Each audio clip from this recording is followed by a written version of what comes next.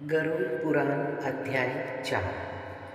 गरुड़ जी ने कहा, हे जनार्दन, आप हमें कृपा करके स्वर्ग, प्रतिस्वर्ग, वंश, मनवंतर तथा वंशानुचरित का संक्षिप्त में ज्ञान दें। श्री हरि ने कहा, हे रुद्र, मैं इन सब का तथा पापनाशिनी सृष्टि की स्थिति और प्रलय स्वरूप भगवान विष्णु की सनातन क्रीड़ा का आप लोगों को ज्ञान देता हूँ, अतः आप इसे ध्यान से सुने।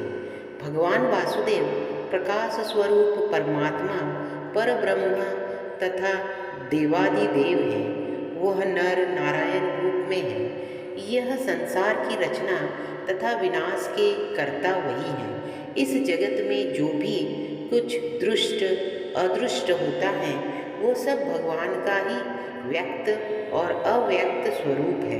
बालक जिस प्रकार से क्रीड़ा करता है वैसे ही व्यक्त रूप में भगवान विष्णु और अव्यक्त रूप में काल की क्रीड़ा होती है। भगवान वासुदेव ही काल रूप में प्रलय के लिए विद्यमान हैं। उन्हीं की लीलाओं को मैं बताने जा रहा हूँ। परमात्मा का कोई आदि या अंत नहीं होता। उनको ही इस संसार को धारण करने वाले अनंत पुरुषोत्तम माना गया है। उनसे ही अव्यक्त प्रकृति उत्पन्न होती है। आत्मा की उत्पत्ति भी उन्हीं से होती है। वही अव्यक्त प्रकृति से बुद्धि उत्पन्न होती है। इसके पश्चात बुद्धि के द्वारा मन, मन के द्वारा आकाश, आकाश के माध्यम से वायु, वायु के द्वारा तेज की उत्पत्ति और तेज से जल उत्पन्न होता है तथा जल से इस सृष्टि की रचना होती है। हे रुद्र, इसके बाद इस पृथ्वी पर हिमालय अंड की उत्पत्ति होती है।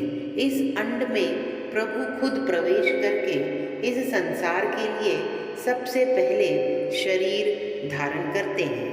उन्होंने ही सर्वप्रथम चतुर्मुख ब्रह्मा का रूप लिया और शरीर धारण करके इस संसार की रचना की।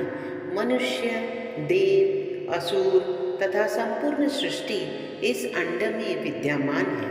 ब्रह्मा के स्वरूप में वही परमात्मा ने इस संसार की रचना की। विष्णु स्वरूप में वही इस संसार की रचना करते हैं और शिव स्वरूप में वो देवों का संहार करते हैं। यह एक ही परमेश्वर ब्रह्मा रूप में सृष्टि की रचना, विष्णु रूप में पालन और शिव रूप में विनाश करते हैं। वही एकमात्र परमात्मा सृष्टि की उत्पत्ति के समय पर वाराह का रूप धारण करते हैं और अपने दांतों से इस जल मगर पृथ्वी का उद्धार करते हैं। इसके पश्चात बुद्धि के द्वारा मन, मन के द्वारा आकाश, आकाश के माध्यम से वायु और वायु के द्वारा तेज की उत्पत्ति और तेज से जल उत्पन्न होता है तथा जल से इस सृष्टि की रचना होती है। हे रुद्र, इसके बाद इस पृथ्वी पर हिरण्मय अंड की उत्पत्ति हुई। उस अंड में प्रभु खुद प्रवेश करके इस संसार के लिए सबसे पहले शरीर धारण करते हैं। उन्होंने ही सर्वप्रथम चतुर्मुख ब्रह्मा का रूप लिया और शरीर धारण करके इस संसार की रचना की। मनुष्य, देव, असुर तथा संपूर्ण सृष्टि इस अंड में विद्यमान है। ब्रह्मा के स्वरूप में वही परमात्मा ने इस संसार की रचना की। विष्णु स्वरूप में वही इस संसार की रक्षा करते हैं और शिव स्वरूप में देवों का संहार करते हैं। यह एक ही परमेश्वर ब्रह्मा रूप में सृष्टि की रचना, विष्णु रूप में पालन और शिव रूप में विनाश करते हैं। वही एकमात्र परमात्मा सृष्टि की उत्पत्ति के समय पर वाराह का रूप धारण करते हैं और अपने दांतों से इस जल मग्र पृथ्वी का उद्धार करते हैं। हाथी सहित अश्व, महिष, ऊंट और भेड़ को उत्पन्न किया फिर उनके रोम से फल, फूल और औषधियों को जन्म दिया। पवित्र पशुओं में गो, अज तथा पुरुषों का समावेश होता है। ग्राम्य पशु में घोड़े, खच्चर और गधे का समावेश होता है। वन्य पशु में हिंसक, खुरों वाले तथा हाथी, बंदर, पक्षी, जलचर और सरीसृप जीवों का क्रमशः समावेश होता है। ब्रह्मा जी के 4 मुख थे।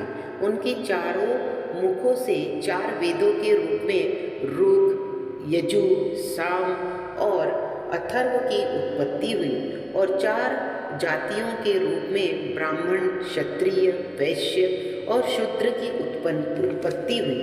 ब्राह्मणों के लिए ब्रह्मा जी ने ब्रह्मालोक का निर्माण किया और क्रमशः क्षत्रियों के लिए इंद्रलोक, वैश्य के लिए वायुलोक तथा शूद्रों के लिए गंधर्व लोक का निर्माण किया।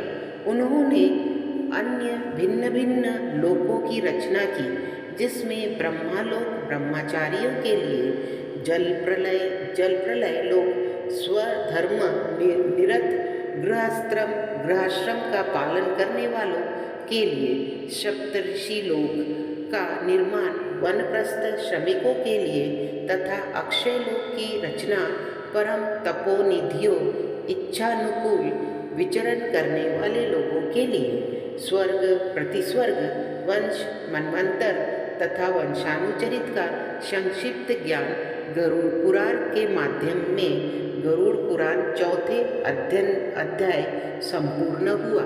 अगर आप मेरे चैनल पे नए हैं तो प्लीज़ मेरे चैनल को लाइक करिए, शेयर करिए और सब्सक्राइब करिए।